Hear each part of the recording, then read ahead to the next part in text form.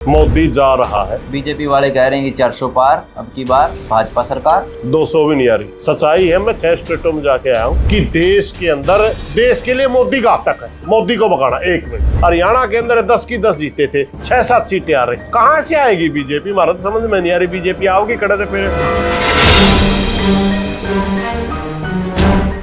इसका बारना हिर लेंगे जाके लाके किसान ना रहे। ताऊ जी ऐसा है, आपकी उम्र बहुत जो है, मैं समझता हूँ उम्र दराज हो गए ताऊ जी। किसानों की लड़ाई लड़ते लड़ते किसानों के मसीहा माने जाते हैं, और अगर आप ऐसे ही संघर्ष में अपनी लड़ाई लड़ते रहेंगे, एक दिन आपका समय ऐसा आएगा कि आप इस दुनिया से चले जाएंगे। तो आपको ऐसा नहीं लगता कि आपको सफलता मिलनी बहुत जरूरी है, सही लोगों को पहचानना बहुत जरूरी है? और एक नेता ने कहा था, जो छोटू राम जी ने कहा था कि अगर किसान बोलना सीख ले और सही आदमी को पहचानना सीख ले तो वो मार नहीं खाएगा। तो आप तो किसान नेता हैं और आप ऐसी बातें कर रहे हैं, तो ये बातें सही हैं? मेरे भाई एक बात बताऊं मैं आपको, कई बार बड़ा दुश्मन मारने खातर छोटा दुश्मन उभारना पड़ जाए। बीजेपी देश के लिए घनी खतरनाक पार्टी और नीतियां दिल्ली में तय होती हैं। ये तो छोटे छोटे प्यादे हैं जयप्रकाश और इनका को गणा फर्क नहीं पड़ता। हमारा पे 50,000 की झूठ बोल गया होगा, नहीं तो ये चौतरा जिस पर जयप्रकाश आया इसका ग्रांट भी यूं दे गया था। आई 54 नहीं, गांव ने बना लिया। ये उतनी शर्म तो आंदी होगी, चौतरा पे चढ़िया होगा उदन। लेकिन ये बातें देखनी नहीं हमने। अब की बार बातें देखनी है बड़े सतर पे,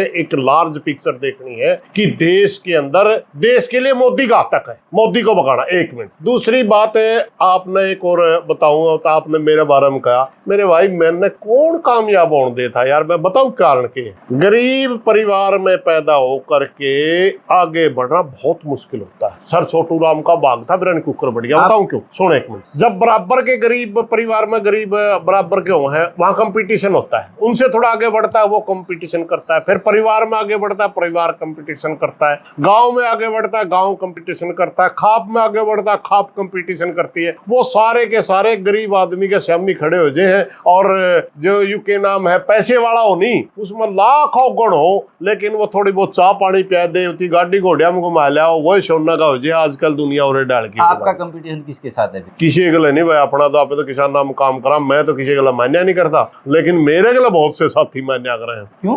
मर्जी उनकी, मेरे के इलाज है। जो दूर बैठा बैठा मैं किसी के खिलाफ जड़े जाऊं तो उस पर के इलाज है मेरा।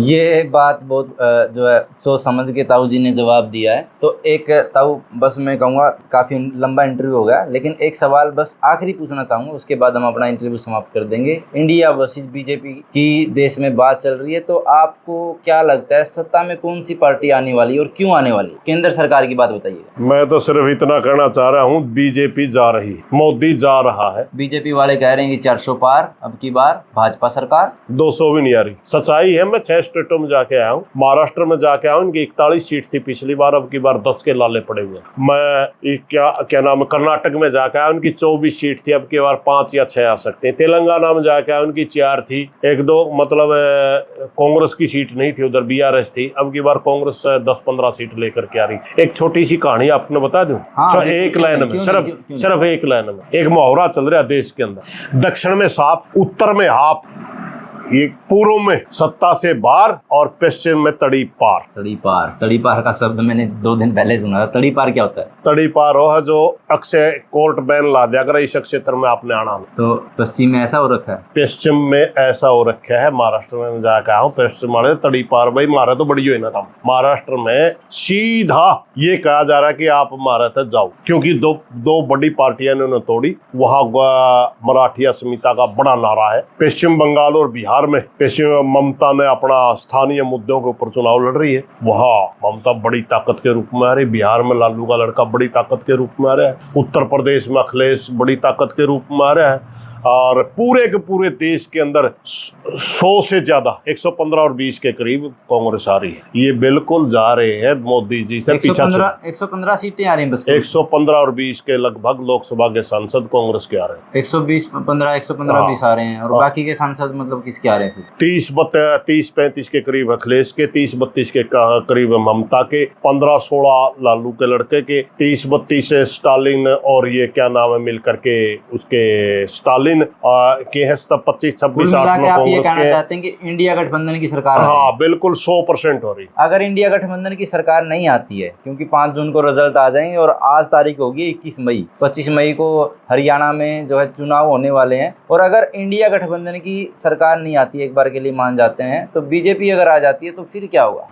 मुझे लगता ही नहीं यार। ये देखिए बात जो मशीन ने तो पहला नंबर कदर रखी होंगी तो भेरा नहीं, जनता ने तो नहीं जिता रहा। नहीं, जनता ने जिता नहीं रखा। ऐसा होता है कि कई बार क्या होता है, जो दिखता है वो बिकता है, लेकिन कई बार ऐसा भी होता है कि जो दिखता नहीं वो भी बिक जाता है। तो आपको ऐसा नहीं लगता अगर भाजपा आ गई तो फिर क्या होगा देश में? ये तो भाई हिंदू मुसलमान के दंगे करवाएंगे देश के अंदर। मुझे लगता है ये बहुत ही गलत नीति, क्योंकि हमने जब पूरे देश में घूमे इनका हर जगह नुकसान है। मात्र देखिए इनका सबसे मजबूत स्टेट हम ना पाया मध्य प्रदेश, वहां भी 2-3 सीटें हार रही हैं। 29 सीट के 29 के 29 जीते थे, वहां भी 2-3 सीटें हार रहे हैं। राजस्थान 25 के 25 जीते थे, वहां का लगभग 10 सीटें हार रहे हैं। उत्तर प्रदेश के अंदर ये 70-72 जीते थे, वहां भी ये 35 के लगभग सीटें हार रहे हैं।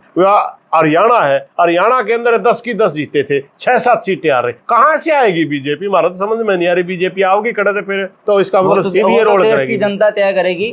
देश की जनता आपको देख रही थी। सुरेश कोच जी, आपने हमें समय दिया, आपका बहुत बहुत धन्यवाद। और देश की जनता ही कमेंट बॉक्स में बताएगी कि सुरेश कोच जी की बातों में कितनी सच नजर आती है और देश में किसकी सरकार बन रही है। देश की जनता तय करेगी। बहुत बहुत धन्यवाद देश की जनता का भी और आपका भी।